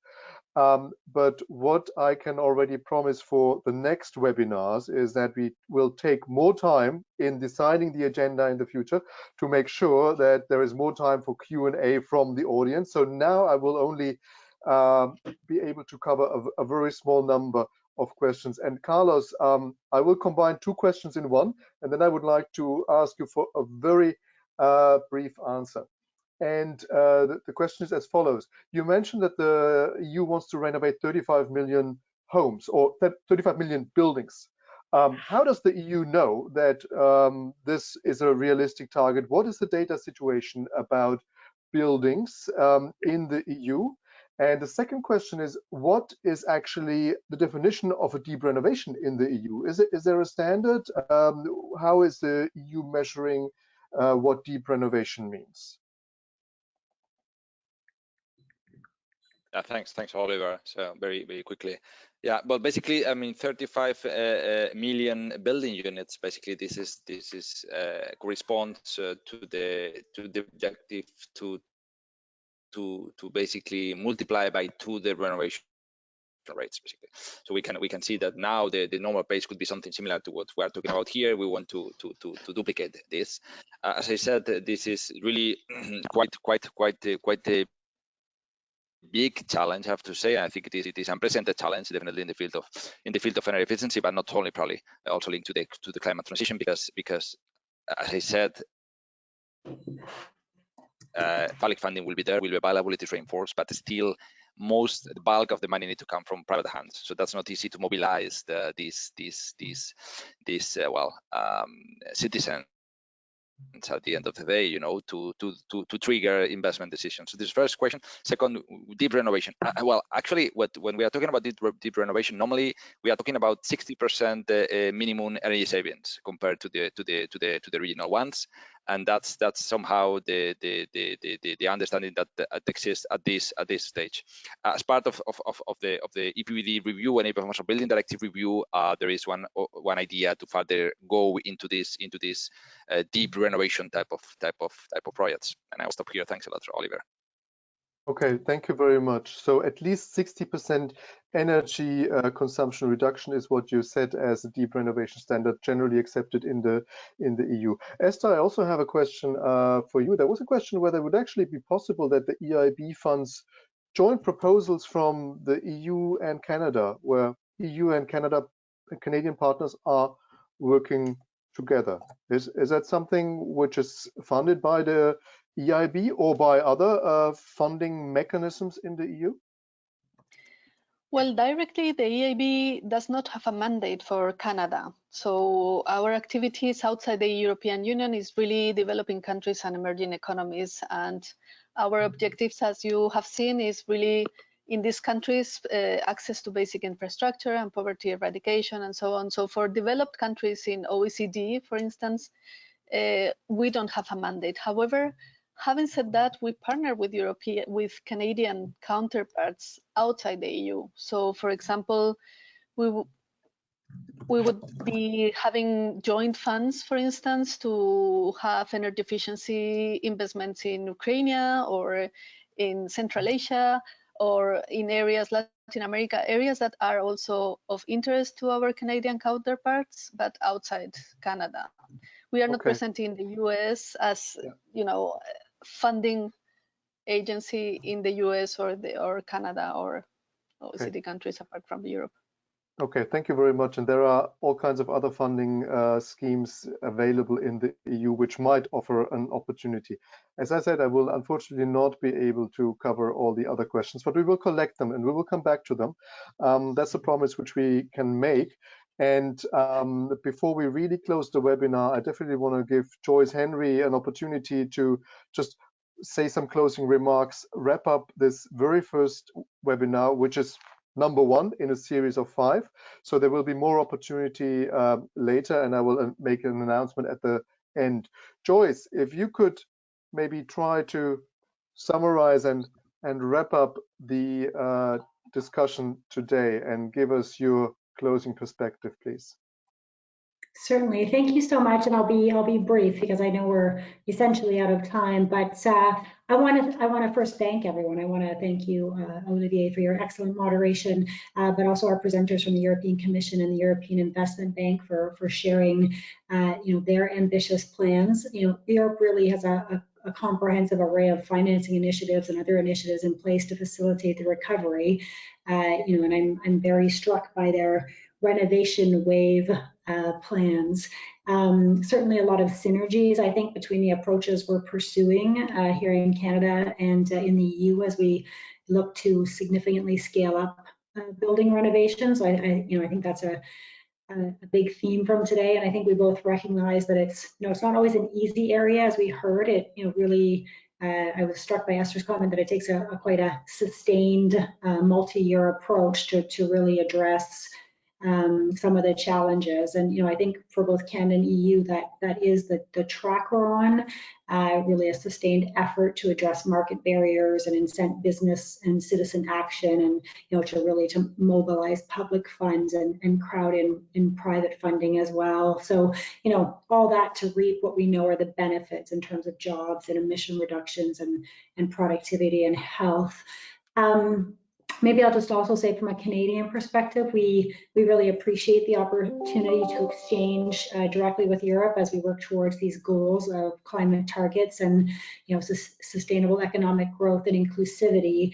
And I just underline too, the similarities between our jurisdictional contexts. I mean, both Canada and Europe need to be quite flexible as we design our approaches to accommodate a really wide range of regional situations and to collaborate across levels of government.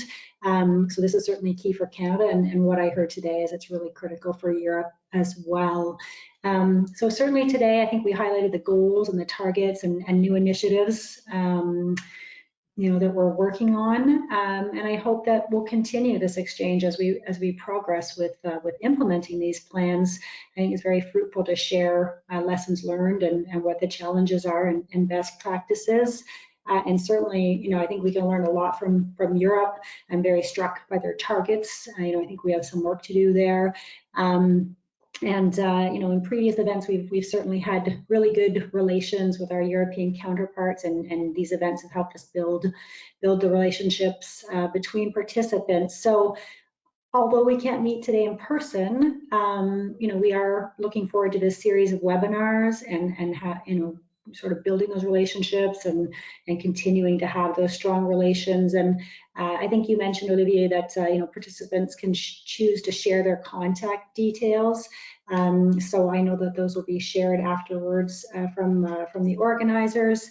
And I do want to just say that with today's event focused on federal level plans and financial mechanisms to support energy efficient renovations, certainly looking forward to the upcoming seminars, and we'll certainly be part of working with our stakeholders to really bring forward some examples and innovative approaches for the different topics for the other webinars, and to really help our stakeholders have a platform to exchange on initiatives and challenges and aspirations as well. So thank you very much to everybody for participating today, and I certainly hope that we'll have another good exchange in April as well at the next webinar. So thanks very much.